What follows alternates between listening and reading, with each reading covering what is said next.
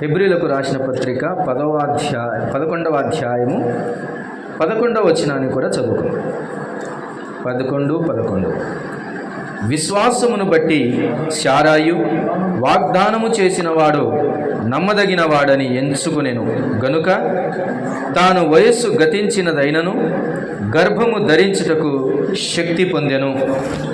చిన్న మాట ప్రార్థన చేసుకుందాం. అందరు తల్లి మహాగణుడైన తండ్రి, కరుణా సంపన్నుడానికి స్తోత్రం. ఈరోజు మాతో ఉండి మమ్మల్ని బలపరచడానికి, మమ్మల్ని ఆదరించడానికి నీ కృపా సన్నిధి మాతో ఉంచినందుకు స్తోత్రం. లార్డ్, వన్స్ అగైన్ మరోసారి అడుగుచూ ఉన్నాం, నీ సహాయముని సన్నిధిని మాతో నిండుగా ఉంచండి. ఈ స్థలాన్నంతటిని మీ దయగల చేతులకు అప్పగించుకుంటాం. వినగల చెవి, గ్రహించగల మనస్సు మందరికీ దయచేసి మహిమ పొందుతాం. చదవబడిన లేఖనాలను మీరు దీవించండి, చదవబోయే లేఖనాలను కూడా దీవించండి. నిలబడిన మనుషుని మీరు మరుగుపరచండి. నిష్ప్రయోజనమైన పాత్రను ప్రయోజనకరంగా వాడుకోండి. అనేకులకు దీవెనకరంగా, మేలుకరంగా నీ సత్యవాక్యమును చేతబట్టుకొని సరిగా విభజించే ఆత్మశక్తిని కలుగచేయమని ప్రార్థన చేస్తూ, మహిమగల దేవునికి మమ్మల్ని మేము అప్పగించుకుంటూ కృతజ్ఞతలు చెల్లిస్తూ, చేరవచ్చిన బిడ్డలని, రాలేని బిడ్డలని కూడా మీరు దీవించి ఆశీర్వదించి బలపరుచుదురని నమ్మదగిన దేవునికి అప్పగించుకుంటూ స్తోత్రములంచు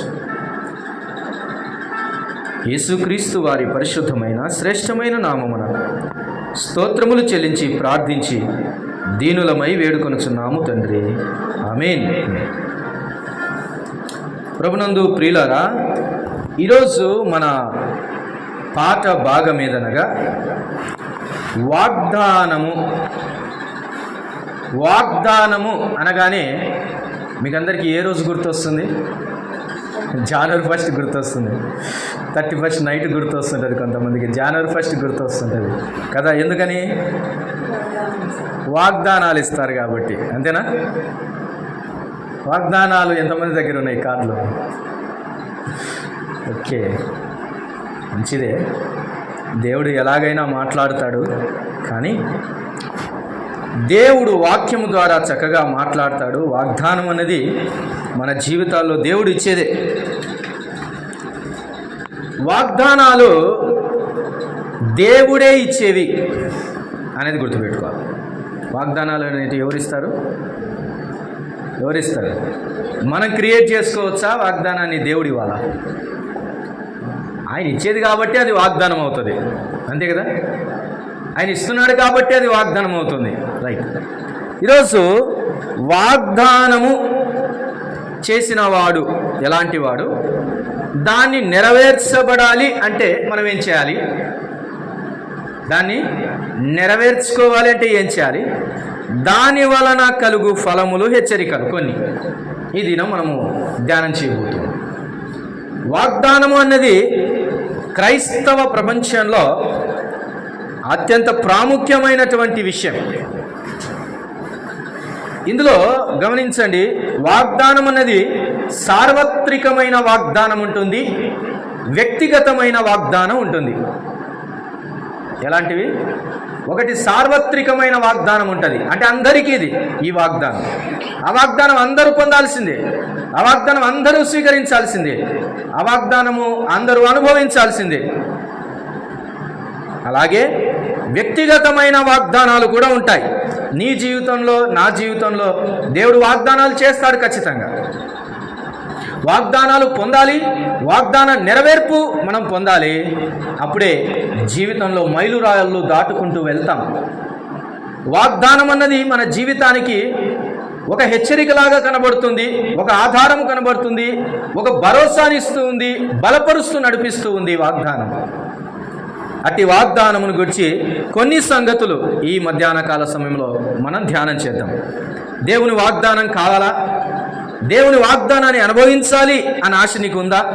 అయితే ఈ కొన్ని విషయాలు నీ మనసులో వేసుకోవాలని ప్రభు పేరట మనవి చేస్తున్నాను. చూడండి, ముందు వాగ్దానము చేసినటువంటి వాడు ఎలాంటి వాడో మనం చదువుకున్నాము, మరోసారి చదువుకుందాం. వాగ్దానము చేసినటువంటి వాడు ఎలాంటి వాడు? హెబ్రీ 11:11 ఇప్పుడు చదువుకున్నాం, అదే మాట మరలా చదువుకుందాం. చూడండి, విశ్వాసమును బట్టి శారాయు వాగ్దానము చేసిన వాడు నమ్మదగిన వాడని ఎంచుకొనెను. అది వాగ్దానం చేసిన వాడు ఎలాంటి వాడండి చెప్పండి? ఎలాంటి వాడు? నమ్మదగినోడా నమ్మలేనోడా? నమ్మదగిన వాడు. కొంతమంది వాగ్దానాలు చేస్తారు, నేను పక్కాగా ఇటు చేస్తానంతే అంటారు, ఇంకేముండదు, అడ్రస్ కూడా ఉండరు, మళ్ళా అడ్రస్ కూడా ఉండరు. కాబట్టి మనుషుని వాగ్దానాలు స్థిరమైనవి కావు, మనుషుని వాగ్దానాలు నమ్మదగినవి కాదు. కానీ ఈయన వాగ్దానాలు ఎలాంటివంట? వాగ్దానము చేసిన వాడు నమ్మదగినవాడు. అంతే.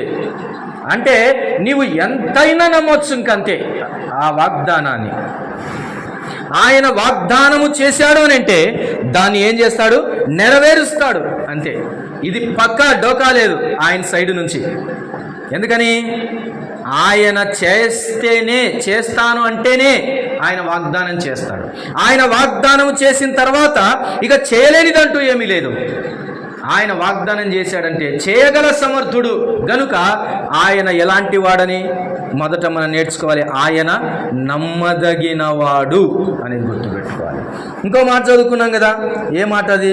హెబ్రీలకు రాసిన పత్రిక 10వ అధ్యాయము 23వ వచనాన్ని కూడా చదువుకున్నాం. చూడండి, 10వ అధ్యాయము 23వ వచనంలో ఏం దాగి ఉందో చూడండి. వాగ్దానము చేసిన వాడు నమ్మదగిన వాడు గనుక మన నిరీక్షణ విషయమై మనము ఒప్పుకొనినది నిశ్చలముగా పట్టుకొందుము. దేవుడు చేసిన వాగ్దానమును గురించి తెలియచేస్తూ, మన రక్షణ విషయమైనటువంటి సంగతిని తెలియచేస్తూ ఇక్కడ అంటున్నాడు, వాగ్దానము చేసిన వాడు ఎలాంటి వాడంట? నమ్మదగినవాడు. నమ్మదగినవాడు. ఈరోజు నీ జీవితంలో దేవుడు ఏదైనా వాగ్దానం చేశాడా? నమ్మేసేయ్, ఆయన నమ్మదగిన వాడంతే. నమ్మదగిన వాడు ఆయన అయినప్పుడు నీ నమ్మకానికి ఎందుకు డోకా? నీ నమ్మకం ఎందుకు బలహీనపడతాం? ఆయన నమ్మదగిన వాడు సుమా, ఆయన నమ్మదగిన వాడు. వాగ్దానము పొందిన తర్వాత కొన్నిసార్లు వాగ్దానం చేసిన వాడిని మర్చిపోతుంటాం మనం. ఎంత భయంకరం కదా! వాగ్దానం దగ్గర ఉంటుంది కానీ వాగ్దానం చేసిన వాడిని మర్చిపోతుంటాం. ఈరోజు గుర్తుపెట్టుకోవాలి, వాగ్దానము చేసిన వాడు ఎలాంటి వాడు? నమ్మదగిన వాడండి. ఆయన నెరవేరుస్తాడండి, అంతే. నీ జీవితంలో ఆయన వాగ్దానం చేసిన తర్వాత ఇక వెనుదిరిగేవాడు కాదంతే, నెరవేరుస్తాడు. అందుకనే ఆ మాట నమ్మిన శారా, ఆ మాట జ్ఞాపకం చేసుకుందాం. ఆ మాట నమ్మిన శారా తన జీవితంలో చూడండి 11వ వచనంలోనే మరలా చదువుతున్నాను. విశ్వాసమును బట్టి శారాయు 11:11 వాగ్దానము చేసిన వాడు నమ్మదగిన వాడని ఎంచుకొనేను గనుక. ఆయన నమ్మదగిన వాడు అని నువ్వు ఎంచుకొనేను గనుక తాను వయస్సు గతించినదైనను గర్భము ధరించుటకు ఏం పొందిందండి? శక్తి పొందింది. ఇలా చూడండి, ఆయన నమ్మదగిన వాడు అని నమ్ముతూ వస్తూ ఉంటే నీ జీవితంలో శక్తి ఆయన పుట్టిస్తాడు. మన జీవితంలో శక్తి అనేది ఆయన పుట్టిస్తాడు. మృతతుల్యమైనటువంటి శరీరము కలిగిన శారా శక్తి పొందుకునేను. ఎందుకు నమ్మాలి? ఆయన నమ్మదగిన వాడని ఎందుకు విశ్వసించాలి? నువ్వు ఆయన నమ్మదగిన వాడు అని విశ్వసిస్తే నీలో శక్తి పొందే భాగ్యం నీకు వస్తుంది. ఆయన ఒకటి నమ్మదగిన వాడు, వాగ్దానం చేసిన వాడు అని చూసాం. ఇంకా చూద్దాం, ఆయన వాగ్దానము చేసిన వాడే కాదు, వాగ్దానము చేసేవాడే కాదు. చూడండి, రాజుల మొదటి గ్రంథం 8వ అధ్యాయము. రాజుల మొదటి గ్రంథం 8వ అధ్యాయము 24వ వచన భాగాన్ని మనం చదువుకుందాం. చూడండి, రాజుల మొదటి గ్రంథం 8వ అధ్యాయము 24వ వచన భాగాన్ని మనం చదువుకుందాం. చూడండి, 8:24. రాజుల మొదటి గ్రంథం 8:24. నీ దాసుడైన నా తండ్రియగు దావీదునకు నీవు చేసిన వాగ్దానమును స్థిరపరచి నీవిచ్చిన మాటను నేడు నెరవేర్చియున్నావు. చాలు. ఇక్కడ చూడండి, వాగ్దానము చేసేవాడే కాదు, వాగ్దానమును నెరవేర్చేవాడన్న సంగతి నువ్వు గుర్తుపెట్టుకోవాలి. వాగ్దానము చేసిన వాడు నమ్మదగిన వాడు అని నువ్వు నమ్మావు. అంత మాత్రమే కాదు, వాగ్దానమును ఆయన నెరవేర్చేవాడనే సంగతి నువ్వు గుర్తుపెట్టుకోవాలి. వాగ్దానం చేసిన వాడు అన్నది పాస్ట్ అయితే, దాన్ని నెరవేరుస్తాడు అన్నది ఫ్యూచర్ కావాలి. అప్పుడే నువ్వు వర్తమానాన్ని అనుభవిస్తావు. ఆయన నెరవేర్చేవాడు. సొలొమోను మహారాజు అంటూ ఉన్నాడు, ఆ మందిర నిర్మాణమును గురించిన సంగతిని గురించి జ్ఞాపకం చేసుకుంటూ అంటున్నాడు, దేవా నీవు నా తండ్రి అయినటువంటి దావీదు విషయమై నీవు నిబంధనను నెరవేర్చు. చూడండి, నీ దాసుడైన నా తండ్రి యగు దావీదునకు నీవు చేసిన వాగ్దానమును స్థిరపరిచి నీవిచ్చిన మాటను నేడు నెరవేర్చున్నావు. నేడు నెరవేర్చావు అన్నటువంటి సంగతిని అతడు రాస్తున్నాడండి, చరిత్రగా మిగిలిస్తున్నాడు. దావీదుకు ఇచ్చిన దేవుని వాగ్దానము నేడు జరిగింది, నేడు నెరవేర్చబడిందని ఎంత చక్కగా తెలియచేస్తున్నాడో. నీ జీవితంలో వాగ్దానము చేసిన తర్వాత దాన్ని నెరవేర్చాడా? అయితే ఆ నెరవేర్చిన తర్వాత నెరవేర్చబడిన సంగతిని నీవు ఖచ్చితంగా ఒప్పుకోవాలి దేవుని ఎదుట. కొన్నిసార్లు వాగ్దానాలు దేవుడు ఎన్నో నెరవేరుస్తుంటాడు, కానీ మర్చిపోయే గుణాలు మనవి. మర్చిపోతుంటాం. మనకంటే అవిధేయుడు ఇంకొకరు ఉండరు. మర్చిపోవటం వలన ఇక మనకంటే ఘోరమైన వ్యక్తులు ఎవరుండరేమో అనిపిస్తుంది. మర్చిపోకూడదు. దినవృత్తాంతంలో 2వ గ్రంథం 6వ అధ్యాయం ఇదే సంగతిని గురించి మాట్లాడుచు 2వ దినవృత్తాంతముల గ్రంథం 6వ అధ్యాయం 15వ వచనాన్ని మనం చదువుకుందాం. చూడండి, 15వ వచనం. నీ సేవకుడైన దావీదు అను నా తండ్రితో నీవు సెలవిచ్చిన మాట నెరవేర్చి ఉన్నావు. నీవు వాగ్దానము చేసి ఈ దినమున కనబడునట్టుగా దానిని నెరవేర్చితివి. చూడండి ఎంత చక్కగా మాట్లాడుతున్నాడు. చూడండి, ఈ దినమున కనబడునట్టుగా, కళ్ళకు కట్టునట్లుగా దాన్ని నెరవేర్చాడండి దేవుడు. ఎలాగ నెరవేర్చాడు ఆయన? కళ్ళకు కట్టునట్టుగా నెరవేర్చాడు ఆయన. అందుకనే అంటున్నాడు, మరలా జ్ఞాపకం చేసుకుంటున్నాడు, అయ్యా ఇదిగో నా ప్రభువా, నీవు నా తండ్రి అయినటువంటి నీ సేవకుడైన దావీదు అను నా తండ్రితో నీవు సెలవిచ్చిన మాట నెరవేర్చినావు. నీవు వాగ్దానము చేసి ఈ దినమున కనబడునట్లుగా నెరవేర్చావు. ఎంత ఎవిడెన్స్ చూపిస్తున్నాడు దేవుడు వారి జీవితాల్లో. ఎవిడెన్స్ నీ జీవితంలో దేవుడు చూపిస్తాడు, పక్కాగా చూపిస్తాడంతే. జరిగినట్లుందిలే అన్నట్టు కాదు. ఏం చేస్తాడు ఆయన? జరిగింది, ఇక చూసుకో, కల్లారా చూసుకో అని అనేటట్టు చేస్తాడు ఆయన. అది వాగ్దాన నెరవేర్పు అంటే. మనుషులు 1,00,000 రూపాయలు నీకు ఇస్తలేని 10,000 ఇచ్చి చేతులు దుడుకొని చేసినట్టేలే అంటాడు. చేసినాను కదా అంటాడు సహాయం. మనుషుడి మాయాటాటిది. కానీ దేవుడు అట్లా కాదు. వాగ్దానం చేశానా, చేసినట్టుగానే కళ్ళకు కట్టినట్లుగా చేసి నిరూపించేవాడు. ఈ మాట నువ్వు నమ్మితే ఆయన వాగ్దానాన్ని మరింతగా నువ్వు విశ్వసిస్తావు. ఇప్పుడు చెప్పండి, నెంబర్ 1, ఆయన వాగ్దానము చేసిన వాడు నమ్మదగిన వాడని చూసాం. 2వది, వాగ్దానము చేయటం మాత్రమే కాదు, చేసిన వాగ్దానాన్ని ఏం చేస్తాడు ఆయన? నెరవేర్చుచున్నవాడు అనేది కూడా మనకు అర్థమవుతుంది. ఇప్పుడు ఇలా ఈరోజు ఈ మాట నమ్ముతావా నువ్వు? 2 నమ్మాలి నీ జీవితంలో. 1 వాగ్దానం చేసేవాడని నమ్మాలి, 2వది వాగ్దానమును నెరవేర్చేవాడన్న సంగతి కూడా నువ్వు మర్చిపోకూడదు. కొన్నిసార్లు మన జీవితాల్లో ఇంకేం చేస్తాలే అన్నట్టు ఉంటుంది. ఇంకేం చేస్తాలే, ఈ వాగ్దానాన్ని నెరవేరుస్తాడా అన్నట్టు ఉంటుంది. అది నీ బలహీనత కావచ్చు. అది దేవుడిచ్చిన వాగ్దానమే అయితే నెరవేర్చుకోవటం ఆయన బాధ్యత. ఖచ్చితంగా నెరవేర్చుకుంటాడు. ఈరోజు నీ దేవుడు, నా దేవుడు, మనందరి ప్రభువు నమ్మదగినవాడు. నాకు చాలా ఇష్టమైన పదం. చాలా ఇష్టమైన పదం. ఎప్పుడు ప్రార్థన చేసినా నా ప్రార్థనలో 190% నమ్మదగిన దేవా అనే మాట ఉంది. భూమి మీద ఎవ్వరు నమ్మదగిన వాళ్ళు కాదు. తల్లిని పిల్లలు నమ్మడం లేదు, పిల్లల్ని తల్లిదండ్రులు నమ్మడం లేదు, భార్యను భర్త నమ్మడం లేదు, భర్తను భార్య నమ్మడం లేని పరిస్థితుల్లో నమ్మదగిన వాడు ఎవరైనా ఉన్నారా ఈ లోకంలో అని చూస్తే అందరూ అపనమ్మిక కలిగిన మనుషులే.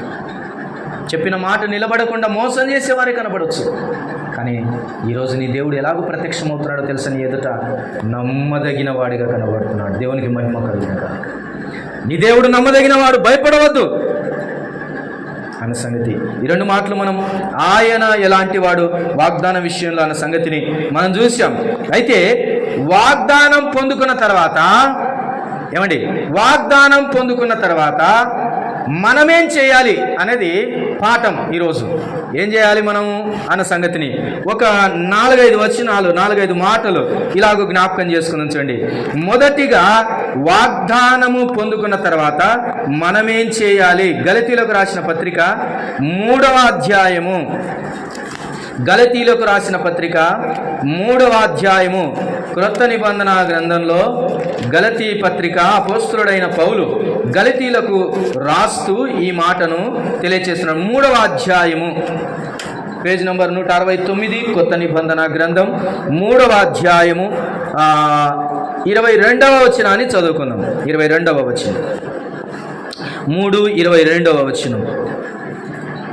గలతీ పత్రిక, యేసుక్రీస్తునందలి విశ్వాస మూలముగా కలిగిన వాగ్దానము విశ్వసించు వారికి అనుగ్రహింపబడునట్లు లేఖనము అందరినీ పాపములో బంధించెను. ఆ మధ్యలో ఉన్న మాటను గమనించండి. వాగ్దానము విశ్వసించు వారికి అనుగ్రహింపబడునట్లు. మొట్టమొదటిగా నువ్వు చేయాల్సిన పని ఏంటో తెలుసా? వాగ్దానము దేవుడు చేసిన తర్వాత దాన్ని విశ్వసించాలి. Note this point. ఏం చేయాలి? విశ్వసించాలి, నమ్మాలి. నమ్ముట నీ వలననైతే నమ్మువానికి సమస్తము సాధ్యము అని అంటున్నాడు. ఏం చేయాలండి? మనం వాగ్దానం పొందుకున్న తర్వాత దాన్ని ఏం చేయాలి? ఇట్లా తీసుకుంటుంటాం, వాగ్దానాలు తీసుకొని ఇట్లా ఆలోచన చేస్తాం, ఇది నెరవేరిస్తే బాగుంటుందేమో నా జీవితంలో, ఇది నెరవేర్చబడింటే బాగుంటుందేమో, ఏమో చూద్దాం నెరవేరుస్తాడేమో. ఇది కాదు. దేవుడు నీకు వాగ్దానం చేసిన తర్వాత ఆ వాగ్దానము తప్పక నెరవేర్చగలడని నువ్వేం చేయాలి? విశ్వసించాలి సుమా, విశ్వసించాలి, నమ్మాలి. మన జీవితాల్లో ఈ నమ్మిక ఉందా? నమ్ముతున్నామా వాగ్దానాన్ని? రోమాపత్రిక 4వ అధ్యాయం, రోమిలకు రాసిన పత్రిక 4వ అధ్యాయం 19వ వచనాన్ని మనం చదువుకుందాం. చూడండి, 4వ అధ్యాయము 19వ వచనం, రోమాపత్రిక, Romans chapter 4 in new testament, page number 136. రోమాపత్రిక 4వ అధ్యాయం 19, 20, 21 వచనాలు చదువుకుందాం. చూడండి, 19 నుంచి చదువు. మరియు అతడు విశ్వాసమునందు బలహీనుడు కాక రమారమి 100 ఏండ్ల వయస్సు గలవాడై ఉండి అప్పటికి తన శరీరము మృతతుల్యమైనట్టును శారా గర్భమును మృతతుల్యమైనట్టును ఆలోచించను గాని అవిశ్వాసము వలన దేవుని వాగ్దానమును గూర్చి సందేహింపక దేవుని మహిమపరిచి ఆయన వాగ్దానము చేసిన దానిని నెరవేర్చుటకు సమర్థుడని రూఢిగా విశ్వసించి విశ్వాసము వలన బలము పొందెను. దేవుడు ఈరోజు నీతో మాట్లాడుతున్నాడు. ప్రియ సహోదరి సహోదరుడా, జాగ్రత్తగా గమనించాలి మాటలో. దేవుడు నీ జీవితంలో చేసిన వాగ్దానాన్ని నెరవేర్చుటకు సమర్థుడు. అయితే నువ్వేం చేయాలో తెలుసా? అక్కడ రాయబడిన మాట, అతడు అనగా అబ్రహాము ఇలాగూ చేయలేదు. ఎలాగూ చేయలేదు? 20 వచనాన్ని చూడండి. అవిశ్వాసము వలన దేవుని వాగ్దానం గురించి సందేహింపలేదు. ఏం చేయలేదు? అబ్రహాము సందేహింపలేదు. అంటే డౌట్ఫుల్ ఆట్ లేదు అతనిలో, సందేహించడానికి వీల్లేదు. నీ హృదయం అందు దేవుడు వాగ్దానం చేశాడా, దాన్ని నెరవేర్చుతాడంతే. ఏమండి, సందేహం పుట్టాల్సిందే అబ్రహాంకు, అవునా కదా? సందేహం పుట్టాల్సిందే అబ్రహాంకి. కానీ ఈరోజు అబ్రహాములాగా లేకపోయినప్పటికీ మనకు సందేహాలు ఎక్కువయ్యాయి. ఎందుకు పుట్టాలి అబ్రహాం సందేహం? అబ్రహాము మృతతుల్యమైన శరీరం గలవాడు. శారా గర్భము మూయబడినటువంటి పరిస్థితి. ఇక అయిపోయింది అతని పని. వృద్ధాప్యమునకు వచ్చాడు. సందేహించాల్సిన వయసు అతనిది. కానీ ఏం చేయలేదంట, సందేహింపక ఇంకా ఇలాగ నమ్మాడు. చూడండి ఎంత బాగా నమ్మాడు. సందేహించని మనస్సు, సందేహించకపోతే నీ హృదయం ఎలా ఒప్పుకుంటుందో తెలుసా? దేవుని మహిమపరుస్తుంది. మహిమపరిచి ఆయన వాగ్దానము చేసిన దానిని నెరవేర్చుటకు సమర్థుడు అని రూఢిగా విశ్వసించాడండి. Yes, my lord who has given promise is a capable person to do that promise in our life. ఆ వాగ్దానము నా జీవితంలో చేయటానికి సమర్థుడు. ఏమండి, కొన్నిసార్లు చాలామంది రాజకీయ నాయకులు వాగ్దానాలు చేస్తుంటారు. ఏం చేస్తుంటారు? వాగ్దానాలు, అవి ఫ్రీ ఇవి ఫ్రీ అని. తర్వాత సమర్థత ఉందా లేదా, అది ఇంపార్టెంట్.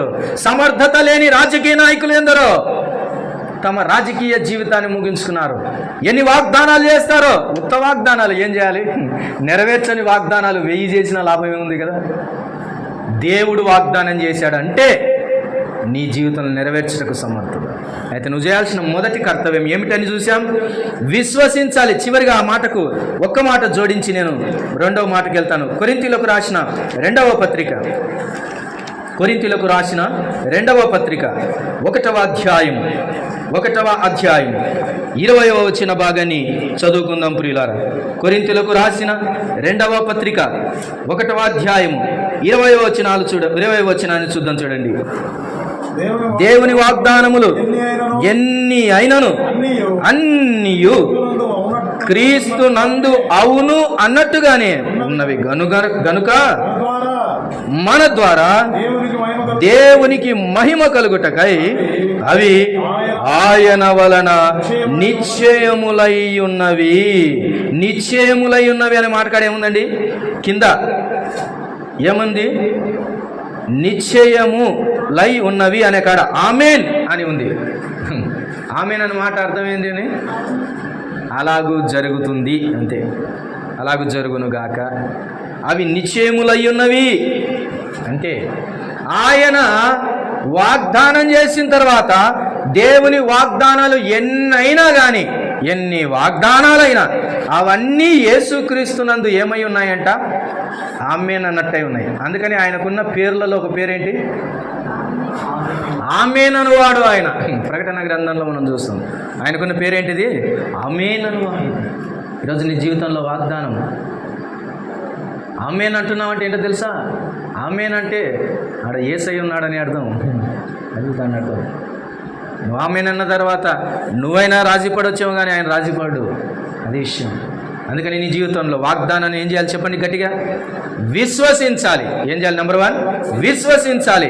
రెండవ మాట దగ్గరికి మనం వెళ్దాం. చూడండి, రెండవ మాట నువ్వు చేయాల్సింది ఏంటి? విశ్వసించిన తర్వాత హెబ్రీలకు రాసిన పత్రిక 11వ అధ్యాయం వాగ్దానమును విశ్వసించిన తర్వాత నువ్వేం చేయాలి అని అంటే, హెబ్రీ పత్రిక 11వ అధ్యాయము 18వ వచన భాగాన్ని చదువుకుందాం. చూడండి, 18వ వచనం. 17, 19 కలిసి ఉన్నాయి, చదువుకుందాం. అబ్రహాము శోధింపబడి విశ్వాసమును బట్టి ఇస్సాకును బలిగా అర్పించెను. ఎవడు ఆ వాగ్దానములు సంతోషముతో అంగీకరించెను, ఇస్సాకు వలననైనది నీ సంతానమనబడును అని ఎవనితో చెప్పబడెనో ఆ అబ్రహాము మృతులను సహితము లేపుటకు దేవుడు శక్తివంతుడని ఎంచినవాడై తన ఏక కుమారుని అర్పించి ఉపమాన రూపముగా అతనిని మృతులలో నుండి మరలా పొందెను. ప్రియులారా, ఇక్కడ గమనించండి, ఆయనను వాగ్దానాన్ని విశ్వసించిన తర్వాత అబ్రహాము చేసిన సంగతి ఏంటి తెలుసా? ఆ వాగ్దానములను అంగీకరించెను అని చూస్తూ ఉన్నాం. ఏం చేశాడు? యాక్సెప్ట్ చేశాడు. ఇలా ఉంటాయి. ఆయన వాగ్దానం చేస్తాడంటే నమ్మొచ్చు, వాగ్దానం చేసిన దాన్ని నెరవేరుస్తాడని కూడా విశ్వసించవచ్చు. కానీ అంగీకరించడం అనే మాట వచ్చినప్పుడు కేసు మన దగ్గరికి వస్తుంది. ఎక్కడికి వస్తుంది? కేసు మన దగ్గరికి వస్తుంది. అంటే నీకు కూడా నెరవేరుస్తాడా అన్నప్పుడు నువ్వు అంగీకరించాలి. అబ్రహాం ఏం చేశాడు? అంగీకరించాడు, యాక్సెప్ట్ చేశాడు. యేసు క్రీస్తు లోకమునకు, సర్వలోకమునకు ఆయన రక్షకుడే కదా. ఆయన రక్షకుడు అయినంత మాత్రం నీకు రక్షకుడు అవుతాడా? ఎప్పుడు నీకు రక్షకుడు అవుతాడు? నీవు అంగీకరించినాడు నీకు రక్షకుడు అవుతాడు. లేకపోతే ఆయన అందరికీ రక్షకుడు అవుతాడు అంతే. నీవు అంగీకరించినప్పుడు నీ సొంత రక్షకుడు అవుతాడు. రెండవ స్టెప్ ఏంటో తెలుసా? నీ జీవితంలో వాగ్దాన విషయంలో అంగీకరించాలి, యాక్సెప్ట్ చేసుకోవాలి. Can you accept his promise? ఆయన వాగ్దానాన్ని నువ్వు అంగీకరించే కెపాసిటీ నీకుంటే, అతడు అంగీకరించాడు కాబట్టి చూడండి, ఆ మాట చదవండి. ఇస్సా అంగీకరించెను, ఆ వాగ్దానమును సంతోషంతో అంగీకరించెను. ఇస్సాకు అనేది నీ సంతానమనబడును అని ఎవనితో చెప్పబడెను. అబ్రహాము మృతులను సహితము లేపుటకు దేవుడు శక్తివంతుడని ఎంచినవాడై తన కుమారుని అర్పించి మరలా పొందెను. ఏమండి, నువ్వు అంగీకరించిన తర్వాత నీ అంగీకారం ఎట్లుండాలో తెలుసా? సగం సగం ఉండదు. ఇక అంగీకరించాను అంటే, యాక్సెప్ట్ చేశాను అన్న తర్వాత ఆ ఇస్సాకును అర్పించినా కానీ దేవుడు నాకు మరలా ఇస్తాడన్నంత శక్తి అంగీకరించడం అంటే. అలాగ అంగీకరించాడు కాబట్టి ఆ అబ్రహాము అలాగూ తన కుమారుణ్ణి మృతులలో నుండి పొందెనని చూస్తూ ఉన్నాడు. ఈరోజు నీ జీవితాల్లో అంగీకరిస్తావా? అందరినీ యాక్సెప్ట్ చేస్తావు, లైఫ్లో అందరినీ యాక్సెప్ట్ చేస్తావు, కానీ దేవుని వాగ్దానాన్ని మాత్రం యాక్సెప్ట్ చేయవు. ఎందుకు నమ్మలేకపోతున్నావు? ఎందుకు విశ్వసించలేకపోతున్నావు? ఎందుకు అంగీకరించలేకపోతున్నావు?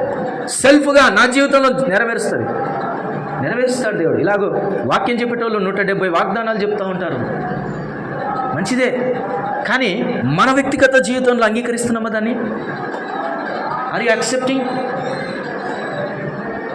అబ్రహాము మనకు నిదర్శనంగా కనబడుతున్నాడు. అంగీకరించాలి, అప్పుడే నీ జీవితంలో వాగ్దానం నెరవేర్చబడుతుంది. కాబట్టి మనమేం చేయాలి అన్న సంగతిలో, ఒకటి విశ్వసించాలని చూసాం, రెండవది అంగీకరించాలని చూసాం. మూడో మాట చూద్దాం, చూడండి. ఇంకా మనం ఏం చేయాలి వాగ్దాన విషయంలో? జాగ్రత్తగా ఈ మాటలు నీ జీవితంలో నెరవేర్చుకో. దేవుని వాగ్దానాన్ని సంపూర్ణంగా నీవు పొందగలవని ప్రభు పేరిట మనవి చేస్తూ ఉన్నాను. చూడండి, రెండవ దినవృత్తాంతముల రెండవ గ్రంథం అనగా రాజుల గ్రంథము తర్వాత ఉన్నటువంటి గ్రంథం దినవృత్తాంతముల గ్రంథం. అందులో రెండవ దినవృత్తాంతముల గ్రంథం మొట్టమొదటి అధ్యాయంలోని 9వ వచ్చిన భాగాన్ని ఒకసారి చదువుకుందాం. 360వ పేజీ పాత నిబంధన గ్రంథం, దినవృత్తాంతముల రెండవ గ్రంథం 1వ అధ్యాయం 9వ వచనాన్ని గమనించండి. 9వ వచనం చదువుతున్నాను చూడండి. 1వ అధ్యాయం 9వ వచనం. దేవా యెహోవా, నీవు నా తండ్రి అయిన దావీదునకు చేసిన వాగ్దానమును స్థిరపరచుము. నేల ధూళి అంత విస్తారమైన జనుల మీద నీవు నన్ను రాజుగా నియమించి ఉన్నావు. ప్రియులారా, ఈ మాట చూడండి. దావీదునకు చేసిన వాగ్దానమును స్థిరపరచుము అని ఏం చేస్తున్నాడు? ప్రార్థన చేస్తున్నాడు. అది దేవా, నీ వాగ్దానము నెరవేర్చు, నీ వాగ్దానం స్థిరపరచు నాయనా అని చెప్పి ఏం చేస్తున్నాడు? ప్రార్థన చేస్తున్నాడు. నీ జీవితంలో వాగ్దానం నెరవేర్చబడాలంటే నువ్వు చేయాల్సిన మూడో సంగతి ఏంటో తెలుసా? ప్రార్థన చేయాలండి. ప్రార్థన చేయాలి. చాలామంది జీవితాల్లో ప్రార్థన ఉండదు. ప్రార్థన అంటే మోకాలు వంగవు, ప్రార్థన అంటే మనసు రాదు, ప్రార్థన అంటే బుద్ధి పుట్టదు అని చేస్తారు. మళ్ళా పాట పాడమంటే పాడతారు, మందిరంలో పని చేయమంటే చేస్తారు, ఇంకా ఆ పని చేయమంటే ఈ పని చేయమంటే అన్నీ చేస్తారు. ప్రార్థన అనగానే అడ్రస్ ఉండడు. ప్రార్థన అంటే అడ్రస్ ఉండడు. ఈరోజు ప్రార్థన నీ జీవితంలో ఉంటే వాగ్దానం దేవుడు నెరవేరుస్తాడు. ఉందా ప్రార్థన? ఎలాంటి ప్రార్థన ఉండాలి ఇక్కడ? ఎలాంటి ప్రార్థన ఉండాలి చూడండి. దేవా యెహోవా, నీవు నా తండ్రి అయిన దావీదునకు చేసిన వాగ్దానమును స్థిరపరచుము. ఆ వాగ్దానాన్ని ఎత్తుపట్టుకొని ప్రార్థన చేస్తున్నాడండి. ఆ వాగ్దానాన్ని ఎత్తుపట్టుకొని ప్రార్థన చేస్తున్నాడు. నీ జీవితంలో, నా జీవితంలో కూడా వాగ్దానం పొందిన తర్వాత దాన్ని విశ్వసించాలి, దాన్ని అంగీకరించాలి. మాత్రమే కాకుండా దాన్ని ఏం చేయాలి? దాని కొరకై ప్రార్థన చేయాలి. ఎందుకు చాలాసార్లు జీవితంలో వాగ్దానం నెరవేర్చబడకుండా పోతుంది? కారణం ఏంటి? సరైన రీతిగా విశ్వసించట్లేదు, సరైన రీతిగా అంగీకరించలేదు. అంగీకరించి దాని నిమిత్తమై ప్రార్థన లేదు నీ జీవితంలో. వాగ్దానము అని అంటే అంత సునాయాసమైన సంగతి కాదండి. రాజకీయ నాయకులు ఇచ్చినంత ఉచితమైనటువంటిది కాదది. దేవుడు వాగ్దానం చేసిన తర్వాత ఆయన ఖచ్చితంగా నెరవేరుస్తాడు. అది నీ సొంతం కావాలంటే నీ బాధ్యత ఉండాలి. ఖచ్చితంగా అది నీ సొంతం కావాలంటే నీ బాధ్యత ఉండాలి అంతే. నేను సింపుల్ ఉదాహరణ చెప్తాను. ఒక రిజర్వేషన్ ఉంది. ఆ రిజర్వేషన్ నువ్వు పొందుకోవడానికి అర్హమైనటువంటి రీతిగానే ఉన్నావు. ఇప్పుడు ఆ రిజర్వేషన్ నీకు బెనిఫిట్ కావాలి అంటే నువ్వేం చేయాలి? ఇప్పుడు ఉదాహరణకు ఒక అబ్బాయి ఉన్నాడు. ఆ అబ్బాయి రిజర్వేషన్లో ఉన్నాడు. ఆ అబ్బాయి రిజర్వేషన్ ద్వారా బెనిఫిట్లు పొందాలి అని అంటే ముందు అతడు ఏం చేయాలి? చదువుకోవాలా. ఏం చేయాలి? చదువుకోవాలా. చదువు సంధ లేకుండా నేను 10th క్లాస్కే మానేస్తాను, నాకు రిజర్వేషన్లోనే కావాలంటే ఎక్కడి నుంచి వస్తాయా? రా. నువ్వు చదువు, then it will be applied ఆటోమేటిక్గా. నువ్వు చదువు, తర్వాత పొందుకుంటావు. ఇట్లా ఇంకో మాట బాగా ఈజీగా అవ్వడానికి అర్థం చేసుకోవడానికి ఇలా చెప్తాను. రేషన్ బియ్యం తీసుకోవడానికి రేషన్ కార్డు ఉందా? ఉంది అంటే నువ్వు ఎలిజిబులే. ఉన్నోనికల్లా ఏమి ఇస్తారు? రేషన్ బియ్యం ఇస్తారా లేదా? ఇస్తారు. పక్క ఏడంలో పక్క రేషన్ బియ్యం ఇచ్చే బండి వచ్చింది. ఏమొచ్చింది? బండి వచ్చింది. నాకు బియ్యం కావాలని ఇంట్లో కూర్చుంటే వస్తాయా? ఏం చేయాలా? పోయి తంబు వేయాలా. ఏమేయాలి? తంబు వేయాలి. అదే నువ్వు చేయాల్సిన కర్తవ్యం. నీవు కర్తవ్యాన్ని నెరవేర్చకుండా అది నీ వశం కావాలంటే ఎట్లా అవుతుంది? కాదు కదా. అందుకని వాగ్దానం చేసిన వాడు ఎంత నమ్మదగిన వాడో, దాన్ని నెరవేర్చుటకు ఎంత సమర్థుడైన వాడో, దాన్ని పొందడానికి నువ్వు అంతే అర్హుడవు కావాలి సుమా. అది దేవుని మాట సెలవిస్తుంది. అందుకని మొదటిది విశ్వసించాలి, రెండవది అంగీకరించాలి, మూడవది దాని విషయం ఏం చేయాలి? ప్రార్థన చేయాలి. నీ జీవితంలో ప్రార్థన చేయాలి. దాని విషయమయ్యే ప్రార్థన చేస్తున్నాడు సొలొమోను. దాన్ని పట్టుకొనే ప్రార్థన చేస్తున్నాడు సొలొమోను. దేవా, నీ దాసునికి ఇచ్చిన వాగ్దానము స్థిరపరచుము అని అంటున్నాడు. 3 మాటలు గుర్తున్నాయి కదా.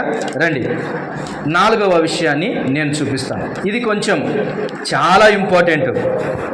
ప్రార్థన చేశాం, కొన్నిసార్లు ఆ వాగ్దానానికి ఆటంకాలు వస్తూ ఉంటాయి. అప్పుడు ఏం చేయాలి అనేది హెబ్రీ పత్రిక చూడండి. హెబ్రీలకు రాసిన పత్రిక 10వ అధ్యాయము 36వ వచనాన్ని చదువుకుందాం. చూడండి, 36వ వచనం. హెబ్రీలకు రాసిన పత్రిక 10వ అధ్యాయము 36వ వచనాన్ని చదువుకుందాం. మీరు దేవుని చిత్తమును నెరవేర్చిన వారై వాగ్దానము పొందు నిమిత్తము మీకు ఓరిమి అవసరమయ్యున్నది. ఏమవసరం ఉందండి? ఓరిమి, ఓపిక. నేను ఇట్లా చెప్తాను. ఒక తల్లి ఉంది, నాన్న నీకోసం నేను బిర్యానీ చేసి పెడతాను, పక్కాగా చేసి పెడతాను, హ్యాపీగా తిందు అన్నాడు అని చెప్పింది తల్లి. ఇప్పుడు పిల్లలకి ఎట్లుంటుంది? ఆరాటం ఉంటుంది. అదే ఆరాటం ఉంటుంది. ఈ మధ్యలో ఏం జరిగిందనంటే బంధువులు వచ్చారు. ఎవరు వచ్చారు? బంధువులు వచ్చారు. బిర్యానీ ఎవరికి చేసుకున్నాం? మనకి చేసుకున్నాం. ఎంతమంది ఉన్నాం? 4 ఉన్నాం. 4కి బిర్యానీ చేసుకున్నాం. పిల్లలు ఇంకా బిర్యానీ కోసం ఎదురు చూస్తున్నారు. ఆలోపు ఎవరు వచ్చారు? బంధువులు వచ్చారు. బిర్యానీ అక్కడ ఉడుకుతుంది. ఇప్పుడు ఎట్లుంటుంది పిల్లలకి? ఈ బంధువులు ఎప్పుడు పోతారా, ఎప్పుడు బిర్యానీ తిందామా అన్నట్టు ఉంటుంది, అవునా కదా? ఇప్పుడు ఏం కావాలి నీకు? ఓపిక కావాలి. ఏం కావాలి? ఓపిక కావాలి. ఓపికతో ఉంటే నీకు ఖచ్చితంగా బిర్యానీ దొరుకుతుంది. సరే, ఏదో దేవుడు కనికరించి వాళ్ళు అట్లొచ్చి అట్లా వెళ్ళిపోయినారు. అమ్మయ్య అనుకుంటాం. అమ్మయ్య అనుకొని ఇప్పుడు బిర్యానీ తినడానికి రెడీ. నేను మాట చెప్తున్నా, ఇంకా బిర్యానీ కాలేదు. బిర్యానీ ఇంకా కాలేదు, ఉడుకుతుంది. ఇప్పుడు నీకు ఓపిక లేదనుకో, నేను తినాలి తినాలి అనే ఆవేశంతో నువ్వు పోయి పెట్టుకున్నావు అనుకో, ఏమవుతుంది? బిర్యానీ టేస్ట్ ఉండదు. Let it complete. Let the task complete. ఆ కార్యం కంప్లీట్ కానివ్వు. దానికి నీకేం కావాలి? ఓపిక కావాలి. ఓపిక కావాలి. నేను ఇలా యవనస్తులకు అర్థమయ్యేటట్టు ఒక మాట చెప్తాను. నీ జీవితంలో ఒక మంచి ఉద్యోగాన్ని ఇస్తానని దేవుడు వాగ్దానం చేశాడా? మంచి ఉద్యోగం ఎప్పుడు వస్తుంది? కనీసం డిగ్రీ అయినాక వస్తుంది. ఇంటర్మీడియట్కే ఉద్యోగం కావాలని నువ్వు పరిగెత్తినావనుకో, ఏమొస్తుంది? ఏదో క్లీనింగ్ అండ్ గ్రీనింగ్ వచ్చేస్తుంది. దేవుడిచ్చిన వాగ్దానం ఏంటి? నువ్వు ఆతృతతో దాన్ని పొందుకోవాలనుకున్నది ఏంటి? అంటే నీకు ఇక్కడ ఏం లేదు? ఓపిక లేదు. ఓపిక లేదు. కొన్నిసార్లు మన ఇంట్లోనే మంచి మంచి కాయలు వేసుకుంటాం. ఏది? చెట్లు వేసుకుంటాం. బొప్పాయి చెట్టు, సీతాఫలం చెట్టు, ఇంకొక రకమైన చెట్టు. అవి ఫలించి పండైన తర్వాత కదా మనకు తినబుద్ధేది. కానీ పిల్లలు ఏం చేస్తుంటారు? కాయలు ఉండగానే తెంపేస్తుంటారు. టేస్ట్ ఉంటుందా? ఒకసారి అటనే స్కూల్ చదివేటప్పుడు ఏం చేసామంటే, రాత్రిపూట మా సార్ వాళ్ళ ఇంటి దగ్గర బొప్పాయి చెట్టు ఉంది. సార్ వాళ్ళు క్యాంపస్లోనే ఉంటారు, కొన్ని ఇళ్ళల్లో ఉండరు. ఆ ఖాళీ ఇళ్ళ కాడికి వెళ్ళి ఆడ బొప్పాయి చెట్లు ఉంటాయి. మేము హాస్టల్. అప్పుడు మాకు ఏం తెలియదు, దేవుడు తెలియదు, దైవం తెలియదు, ఏం తెలియదు. ప్లాన్ వేసాం. ఏమని? ఎట్లయినా కానీ బొప్పాయి కాయ రాత్రికి తెచ్చుకోవాల్సిందే. ప్లాన్ ముగ్గురం ప్లాన్. పోయినాం. చెట్టు నన్ను ఎక్కిచ్చారు. చెట్టు ఎక్కాను. అది కాయ ఇంతలా ఉంది. నా చేతులు చిన్నవి ఉన్నాయి. 6వ తరగతి 7వ తరగతిలో ఎంత ఉంటాను నేను? కింద ఒకడు ఉన్నాడు పట్టుకోవడానికి, ఆడొకడున్నాడు ఎవడన్నా వస్తాడు చూడడానికి. ముగ్గురం ప్లాన్ వేసాము, పోయాం. చెట్టు అయితే ఎక్కాను బరాబరా. తర్వాత కింద వాడు రెడీగా ఉన్నాడు పట్టుకోవడానికి. ఈ లోపు అటు నుంచి పిల్లొచ్చిందో ఏమొచ్చిందో కానీ వాడు భయం పుట్టించాడు, వీడు పరిగెత్తాడు. మొత్తానికి నా చేతిలో పండు తెగింది. అయితే పట్టుకోలేక అదేమైపోయింది, ధనామని కింద పడిపోయింది. నేనేం చేశాను? అంత్యత నుంచి ధనామని కిందకి దిగాను, దుంకేసిన తర్వాత కొంచెం ముందరికి వెళ్ళిన తర్వాత ఆలోచన, అరే ఇంత కష్టపడిన తర్వాత దాన్ని ఎత్తుకోకుండా వెళ్తున్నాను ఏంది? మరలా కష్టపడి దాన్ని పరిగెత్తుకొని వచ్చాము. మిద్దె మీదకి వెళ్ళాము. హాస్టల్లో ఎవరికి తెలియదు. చిన్న కత్తి తెచ్చుకున్నాం, కోసుకొని తింటాము. రాత్రి చీకటి. తినేసిన తర్వాత పొద్దునేకి లేచిన తర్వాత అందరికీ ఈ పెదులు పొంగినాయి. ముగ్గురికి పొంగినాయి. ఏం జరిగింది? దాని తొక్కు తీసుకొని తినాలన్న సంగతి కూడా తెలియదు అన్నమాట. కాయ తొక్కు కనుక మన పెదాలకు తాకిందనుకో ఏమైతే తెలుసా? ఇంకా అది అంతే కథ. అంటే తెచ్చుకున్నాం, ఆరాటం ఎట్టుంది? తినేసేయాలి అనే ఆరాటం. ఓపిక లేదు. తీరా తిన్న ఫలితము కనబడింది. ప్రభునందు ప్రియులారా, ఓపిక అవసరం మన జీవితాల్లో. ఓపిక ఉంటే పరిపూర్ణమైన బహుమానం దేవుడు నీకు ఇస్తాడు. ఫలించిన వృక్ష ఫలమును నీకు ఇస్తాడు. బెస్ట్ నీకు ఇచ్చేస్తాడు. బెస్ట్ నీకు ఇచ్చేస్తాడు. అలా కాకుండా ముందే నాకు కావాలని నువ్వు ప్రయత్నం చేశావంటే బెస్ట్ కాదది, వరస్ట్ అన్న సంగతి నువ్వు మర్చిపోకూడదు ప్రియులారా. యవనస్తులు తినేసి తర్వాత వివాహాల కొరకు పరిగెత్తుతూ ఉంటారు. త్వరగా వివాహం చేసుకోవాలని ఆరాటం వారికి ఎందుకో మరి. అలాంటి సమయంలో సరైన నిర్ణయం తీసుకోకుండా వ్యర్థమైనటువంటి ఆలోచనల చేత వారు త్వరపడి ఆ కార్యాన్ని చేసి నష్టపోతున్న వారు ఎంతోమంది ఉంటున్నారు ప్రియులారా. నీ జీవితంలో వాగ్దానము నెరవేర్చబడాలంటే ఓరిమి అవసరం. ఎందుకనగా నీకు ఇచ్చిన వాగ్దానాన్ని ఆయన పరిపూర్ణం చేయటానికి కొంత సమయం తీసుకుంటాడు ఆయన. అది అర్థం చేసుకోవాలా. ఆయన ఏం తీసుకుంటాడు? కొంత సమయం తీసుకుంటాడు. నాకు ఇల్లు కావాలా ప్రభు అని అంటే ఇల్లు కట్టొద్దు, మంచి స్థలము నీకు స్థిరపరచొద్దు. మరెందుకు నీకు ఆరాటం? ఈ జీవితంలో వాగ్దానాన్ని వశపరుచుకోవాలంటే ఇది చాలా ప్రాముఖ్యం. నీ జీవితంలో శోధనలు వస్తాయి, బాధలు వస్తాయి, ఇరుకులు వస్తాయి, ఇబ్బందులు వస్తాయి, నిందలు వస్తాయి, హేళనలు వస్తాయి. ఆయన నువ్వేం చేయాలి? ఓర్మితో తట్టుకోవాలి, ఓపికతో తట్టుకోవాలి. పందెంలో పాలు పొందిన వాడు ఓపికతో వెళితేనే ఆ గీత దాటగలడు. అప్పుడే విన్నర్ అని తెలుసబడుతుంది. 4వ మాట నీ జీవితంలో చాలా ప్రాముఖ్యం అంటున్నాడు. చదవండి ఆ మాటను. మీరు దేవుని చిత్తమును నెరవేర్చిన వారై వాగ్దానమును పొందు నిమిత్తం మీకు ఓర్మి అవసరమై ఉన్నది. అవసరం, ఇది చాలా అవసరం అండి. ఈ మాటలు నీ హృదయంలో జాగ్రత్తగా గమనించాలి. చివరిగా ఈ వాగ్దానాన్ని నువ్వేం చేయాలి? ఓరిమి తర్వాత దేవుడు వాగ్దానాన్ని తీసుకొని వచ్చాడు. అయితే నువ్వేం చేయాలి? హెబ్రీలకు రాసిన పత్రిక ఇది 5వ మాట. నీవు చేయవలసిన కార్యాలను గురించి నేను తెలియజేస్తూ ఉన్నాను. 6వ అధ్యాయము, హెబ్రీ పత్రిక 6వ అధ్యాయము 11వ వచనాన్ని చదువుకుందాం. చూడండి, గమనించండి. 6వ అధ్యాయం 11వ వచనం. మీరు మందులు కాక విశ్వాసము చేతను ఓర్పు చేతను వాగ్దానములను స్వతంత్రించుకొను వారిని పోలి నడుచుకొనున్నట్లుగా మీలో ప్రతివాడును మీ నిరీక్షణ పరిపూర్ణమగు నిమిత్తము మీరిది వరకు కనపరిచిన ఆసక్తిని తుదమట్టుకు కనపరచవలనని అపేక్షించుచున్నాము. ఇక్కడ చూడండి, చివరి ఈ మాటను మీరు జ్ఞాపకం చేసుకోండి. వాగ్దానమును స్వతంత్రించుకున్న వారిని పోలి నడుచుకోవాలి. నీవు ఆల్రెడీ వాగ్దానమును స్వతంత్రించుకున్న వారు ఎగ్జాంపుల్గా ఉన్నారు నీ జీవితంలో. అబ్రహాము ఉన్నాడు, ఇస్సాకు, యాకోబు, దానియేలు, దావీదు, ఇలాగ దేవుని భక్తులు ఎంతోమంది ఉన్నారు నీ జీవితంలో. నువ్వు చూస్తే వారందరినీ పోలి నీవు వాగ్దానమును స్వతంత్రించుకోవాలి. ఫైనల్గా దేవుని వాగ్దానాన్ని నువ్వేం చేయాలి? స్వతంత్రించుకోవాలి అన్న కాడ వారిని పోలి నడుచుకోవాలి. నీ క్యారెక్టర్ను తెలియజేస్తుంది. వారిని పోలి నువ్వేం చేయాలండి? నడుచుకోవాలి అన్న ప్రవర్తన నీకు కనబడుతుంది. కొన్నిసార్లు అన్నీ బాగానే చేస్తాం కానీ లాస్ట్కి వచ్చే లోపల ప్రవర్తన చెడిపోతుంటుంది. నీ కొరకు సిద్ధపరిచాడు, తీసుకొని వచ్చాడు, వచ్చి చూసే లోపల నువ్వు చూస్తే దేవునికి అయిష్టుడిగా కనబడుతుంది. సరిగా ఆయనను పోలి నడుచుకోవట్లేదు. వాగ్దానం స్వతంత్రించుకునే వారు ఎట్టుంటారో అట్లేవు నువ్వు. వాగ్దానాన్ని స్వతంత్రించుకున్న అబ్రహాం వలె లేవు నువ్వు.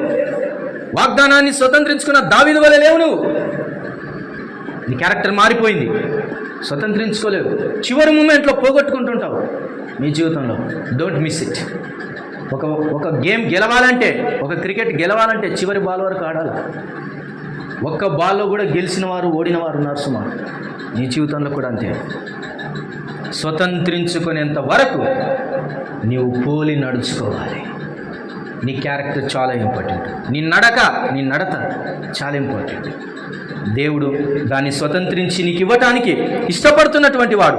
ఈ 5 విషయాలు నీ జీవితంలో ఉన్నాయా? ఉంటే గనక దేవుడు నీ వాగ్దానాన్ని నెరవేరుస్తాడు ఖచ్చితంగా. చివరిగా నేను ఒక మాటను చెప్తాను. ఇంతకు దీని పర్పస్ ఏంటి? కొరింథీయులకు రాసిన 2వ పత్రిక 7వ అధ్యాయం. వాగ్దానం చేసిన వాడు ఎలాంటి వాడు మనం చూసాం. వాగ్దానం పొందాలంటే నీవేం చేయాలో చూసాం. అయితే ఈ వాగ్దానం యొక్క పర్పస్ను మనం ఆలోచించేద్దాం. 2వ కొరింథీయులకు రాసిన పత్రిక 2వ పత్రిక 7వ అధ్యాయము 1వ వచనాన్ని చదువుకుందాం. 1వ వచనం. ప్రియులారా, మనకు ఈ వాగ్దానములు ఉన్నవి గనుక దేవుని భయముతో పరిశుద్ధతను సంపూర్తి చేసుకొనుచు శరీరమునకును ఆత్మకును కలిగిన సమస్త కల్మషముల నుండి మనల్ని పవిత్రులుగా చేసుకుందుము. ఈ వాగ్దానాలు నీ జీవితంలో ఎందుకు తెలుసా? నిన్ను పరిశుద్ధతలో సంపూర్తి చేయడానికి సుమా. ఎందుకు చేయడానికి? పరిశుద్ధతలో సంపూర్ణం చేయడానికి, కల్మషము నుండి పవిత్రులుగా చేసుకోవడానికి. పేతురు రాసిన 2వ పత్రిక 1వ అధ్యాయం. అపోస్తలుడైన పేతురు రాసిన పత్రిక 2వ పత్రిక 1వ అధ్యాయం 4వ వచనం చూడండి.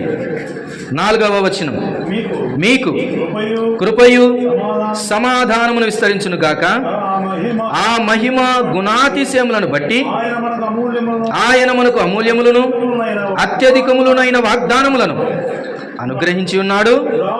దురాశను అనుసరించుట వలన లోకమందున్న భ్రష్టత్వమును ఈ వాగ్దానముల మూలముగా మీరు తప్పించుకొని దేవ స్వభావమునందు పాలివారగునట్లు వాటిని అనుగ్రహించెను. ద పర్పస్, ఎందుకనంటే వాగ్దానాలు నువ్వేదో మేడలు కట్టుకోవడానికి, మిద్దెలు కట్టుకోవడానికి మాత్రమే కాదు, సుఖంగా జీవించడానికి, సంక్షేమం పొందడానికి మాత్రమే కాదు, అవన్నీ వచ్చేస్తాయి. The purpose of the promise is see here, వాగ్దానముల మూలముగా భ్రష్టత్వమును తప్పించుకొని.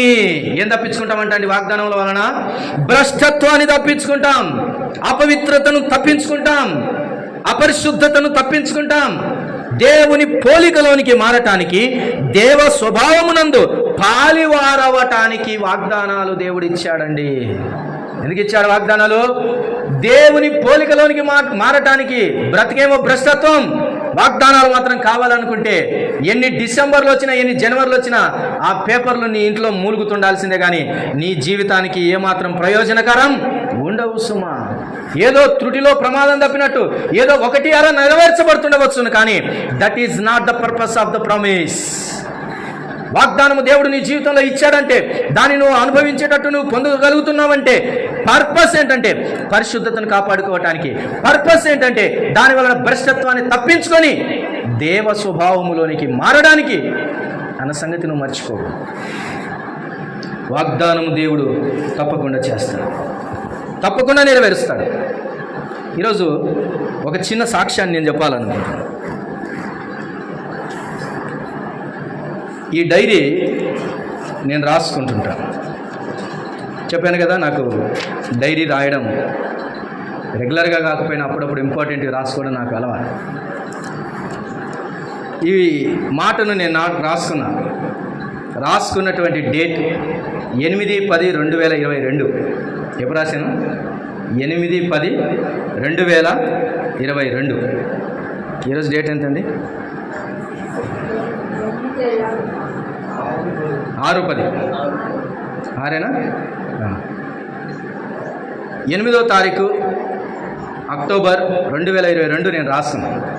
నిన్న రాత్రి ప్రసంగానికి సిద్ధపడదామని చెప్పేసి పాత డైరీల్లో నేను ఆలోచనలన్నీ రాసుకుంటాను. ఏదైనా ఆలోచన ఉంటుందేమని నేను డైరీ తీశాను. ఈ డైరీ నాకు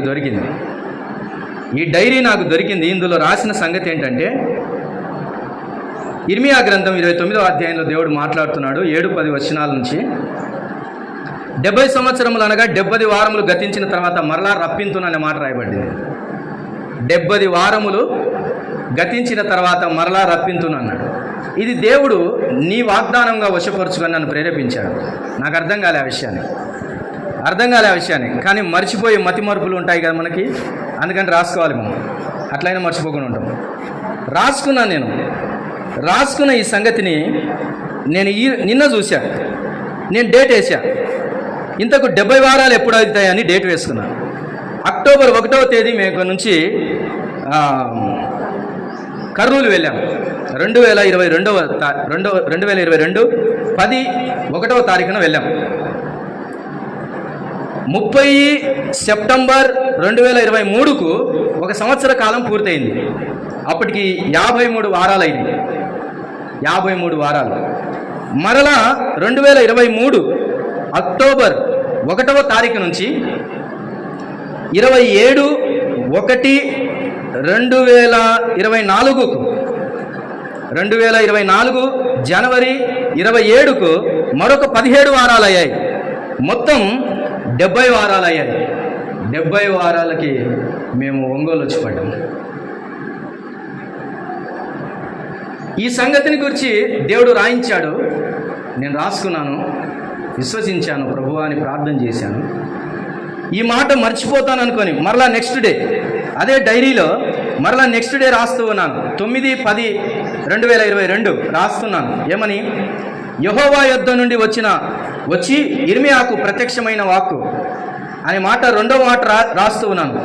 నేను నీతో చెప్పిన మాటలన్నిటినీ ఒక పుస్తకంలో రాసి ఉంచుకొనుము. ఆ మాట రాశాను నేను ఇక్కడ, కనబడుతుంది ఆ మాట, రెండో మాట. పుస్తకంలో రాసి ఉంచుకొనుము అన్న సంగతిని దేవుడు రాయించాడు. నేను రాసుకున్నాను. పుస్తకంలో రాసి ఉంచుకొనుము. నీకున్న కాడి నీ మెడ మీద ఉండకుండా ఆ దినమున నేను దాన్ని విరిచి నీ కట్లను తెంపేదను. నీ సంతానము అంటున్నాడు దేవుడు. ఇది రాశాను. నీ సంతానపు వారిని తిరిగి వచ్చి నిమ్మలించి నెమ్మది పొందుదురు. సంతానమును గురించిన వాగ్దానం చేస్తున్నాడు. నాకు అర్థం కాలే విషయం. Note down this, right in somewhere else. వచ్చి రాసి పెట్టుకో దీన్ని అని దేవుడు సెలవిచ్చాడు. అది కూడా రాశాను నేను. మాట రాసినప్పుడు నిజంగా 70 వారాలు దాటిన తర్వాత దేవుడు మా జీవితంలో ఇంత కార్యాన్ని చేసి, రాత్రి డైరీ తీసి చదువుతూ ఉన్నప్పుడు నా కాళ్ళు వణికిపోయాయి. దేవుడు వాగ్దాన విషయంలో ఇంత నిక్కచ్చిగా ఉంటాడు, ఇంత నిక్కచ్చిగా నెరవేరుస్తాడు. వాగ్దానం చేసిన వాడు నమ్మదగినవాడు, నీతిమంతుడు, దాన్ని నెరవేర్చుటకు సమర్థుడు. కట్లు విడిపించబడ్డాయి, బంధకాలు విడిపించబడ్డాయి, అనేకమైనటువంటి సంగతులు, మెడల మీద కాడి వంటి పరిస్థితి విరగొట్టబడింది. ఇది మనుషులకు అర్థం కాదు. ఈ పోరాటము దేవునికి, వాగ్దానం పొందిన వాడికే జరుగుతుంది. నేను ఆ మాటను 4-5 సార్లు నేను అక్కడున్నప్పుడే చూసి చదివాను. కానీ ఎక్కడో మనసులో ఇది ఊకే రాశానా, ఎందుకు రాశాను నేను ఈ మాట, ఇక పక్కన పడేశాను. బహుశా ఇది అక్కడిక్కడ పడి ఎక్కడ పడిందో నాకు కూడా తెలియకుండా దాచిపెట్టుకుంది. కాబట్టి ఈ మాట నిన్నటి దినాన ఏం చెప్పాలి ప్రభువా నేను నీ పిల్లలకు అని ఆలోచన చేస్తూ రాత్రి 11 గంటల వరకు నేను ఉన్నప్పుడు దేవుడు ఆ వాగ్దానం గురించి తెలియచేసినప్పుడు రిమెంబర్ చేశాడు. Oh my lord, how great you are regarding your promise father. నీ వాగ్దానం గురించి నువ్వు ఎంత శక్తివంతుడవయ్యా అన్నప్పుడు, అవును, నా వాగ్దానము ఎంత శక్తివంతమైనదో నేనంత శక్తివంతమైన వాడనని నా ప్రజలకు చెప్పు. ఇదే దేవుడు మాట్లాడిన మాట. అందుకే ఈరోజు ఈ మాటలు వినపడుతున్నాయి. ప్రభునందు ప్రియులారా, వాగ్దానము చేసిన దేవుడు ఎంత నమ్మదగిన వాడు. వాగ్దానం పొందటానికి నువ్వు అంత గ్యారెంటీగా నిలబడాలి. నిలబడినప్పుడు దేవుడు నీకు వశపరుస్తాడు.